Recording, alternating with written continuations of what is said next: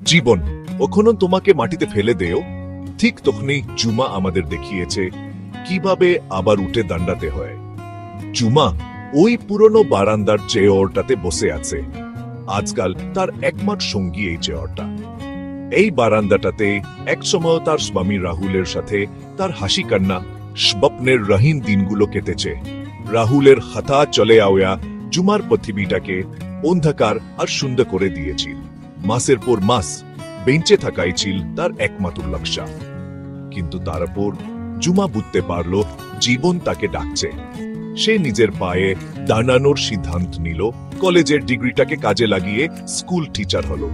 বাচ্চাদের পড়ানো জুমার হারিয়ে আওয়া শক্তিকে ফিরিয়ে আনলো। কিন্তু জুমার গল্প শুধু এখানেই শেষ নয়। সে বুঝতে পারল শুধু নিজের শক্তি বাড়ালেই হবে না, অন্যদেরকেও সাহায্য করতে হবে। তাই সে আশ্রয় প্রতিষ্ঠা করল, এমন একটা জায়গা এখানে মেয়েরা শিখতে পারবে, কিছু তৈরি করতে পারবে আর ভালোভাবে বাঁচতে পারবে। জুমার নতুন অধ্যায় শুধু বেঞ্চে থাকার গল্প না, এটা হলো অনেক উজ্জ্বল হয়ে বলে ওঠার গল্প, অন্যান্য মেয়েদের জন্য পথ দেখানোর গল্প। তার চোখে এখন একটা নতুন স্বপ্ন, এমন একটা পৃথিবী এখানে মেয়েরা আরো শক্তিশালী এবং